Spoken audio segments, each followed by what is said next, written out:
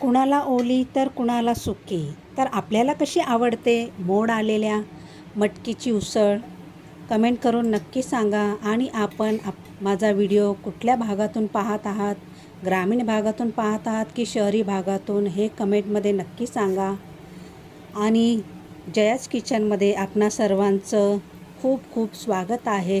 एक एक करून का होईना माझे सबस्क्रायबर वाढत आहेत, त्यामुळे यूट्यूबला आणि माझ्या यूट्यूब परिवाराला खूप खूप मनापासून धन्यवाद. हे पहा, आता मी मटकीची उसळ बनवत आहे.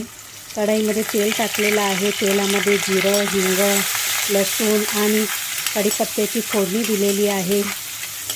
आपल्याला जर माझ्या व्हिडिओज आवडत असतील तर व्हिडिओला एक लाईक, कमेंट आणि शेअर करायला अजिबात विसरू नका. आणि सबस्क्राईब करायला तर मात्र विसरूच नका. हे पहा, आता इथे मी फोडणी दिलेली आहे. आता यामध्ये कांदा घातलेला आहे.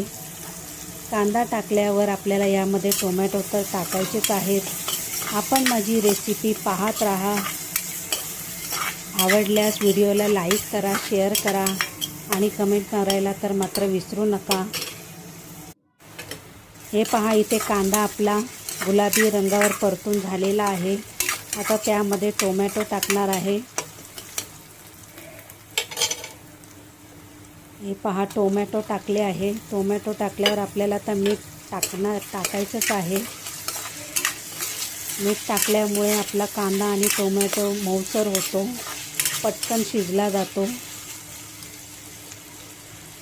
मुलांना तर सुकीच भाजी आवडते आणि मिस्टरांना थोडी ओली. ते म्हणतात की सुकी भाजी खाऊन घशाला कोरडा पडतो आणि मग ती भाजी खाता येत नाही असं म्हणतात. तर पहा, इथं मुलांना सुकी भाजी आणि मिस्टरांना थोडंसं असं पाणी ठेवायला लागतं भाजीमध्ये, मग ती भाजी खाल्ली जाते. आपल्याला माझ्या घरगुती रेसिपी आवडत असतील तर नक्कीच व्हिडिओला सबस्क्राईब करा.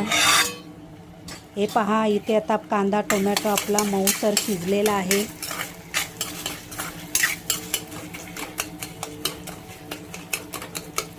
जोपर्यंत आपण कांदा टोमॅटो चांगला स्मॅश करत नाही तोपर्यंत आपल्या भाजीला टेस्टच येत नाही. हे पहा, माझी पळी पण अशी घ्यायची की थोडीशी तिला साईडने थोडीशी कॉर्नरला टोकदार असेल अशी. त्यामुळे काय होतं, आपला कांदा टोमॅटो आपल्याला स्मॅश करायला खूप छान जातो. हे पहा, अशा प्रकारे आपला कांदा टोमॅटो मस्त स्मॅश करून झालेला आहे. इथे हळद घातली आहे, कसुरी मेथी टाकलेली आहे थोडी. हा आपला घरगुती मसाला बनवलेला तो 1 चमचा टाकलेला आहे आणि अर्धा चमचा काश्मीरी मिर्च पावडर टाकलेली आहे. पुन्हा त्याला एकजीव केलेला आहे. जोपर्यंत आपण आपला मसाला एकदम स्मॅश करत नाही व्यवस्थित तोपर्यंत आपल्या भाजीला चवच येत नाही. उगाच नाही आपल्याला सुगरणीचा किताब मिळत, हो की नाही? हे पहा, इथं मोड आलेली मटकी मी 2 दिवस भिजत ठेवली होती. 1 दिवस भिजत ठेवली, दुसऱ्या दिवशी पाणी नितळून काढले आणि ठेवली होती चाळणीमध्ये. ते पहा, तिला मोड आलेले आहेत. आता ही मोड आलेली मटकी आपण टाकणार आहोत कढईमध्ये आणि पुन्हा त्याला एकजीव करून घेणार आहोत.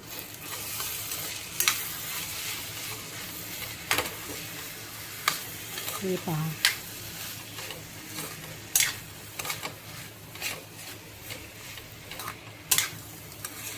वाव,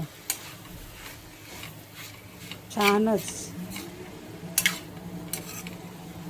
पहा, आता आपली परतून झालेली आहे मटकीची उसळ मसाल्यामध्ये.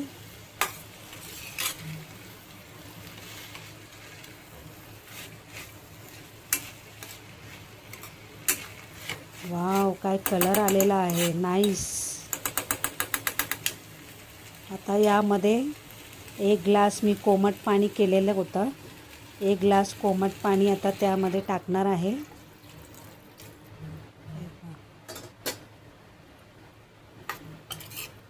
पाणी टाकल्यानंतर पुन्हा त्याला एकजीव करायचं आहे.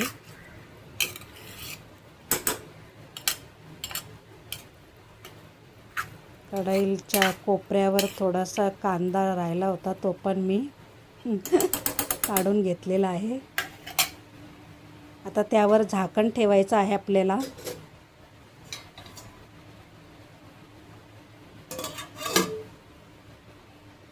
झाकण ठेवून पुन्हा आपल्याला त्यावर 1 ग्लास पाणी ओतायचं आहे. म्हणजे वाफेवर आपली मटकी छान शिजली जाते. हे पहा, आता पाणी टाकलेलं आहे. 1 ग्लासभर पाणी टाकलेलं आहे. हे पहा, इथे आपलं पाणी कमी झालेलं आहे, म्हणजे आपली मटकी शिजलेली आहे. हे पहा, मटकी आपली शिजलेली आहे छानपैकी.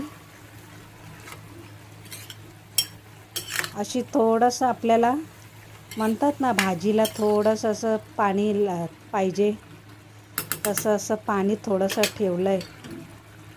कारण जास्त सुकी पण खाल्ली की ते घशाच्या खाली उतरत नाही.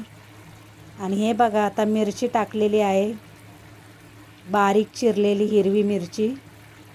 मला तर खूप आवडते अशी बारीक चिरलेली हिरवी मिरची भाजीवर टाकली ना की खूप छान फ्लेवर येतो खाताना. आणि ते कोथिंबीर पण टाकलेली आहे. आपल्याला माझ्या व्हिडिओ आवडत असतील तर व्हिडिओला सबस्क्राईब करा, लाईक करा.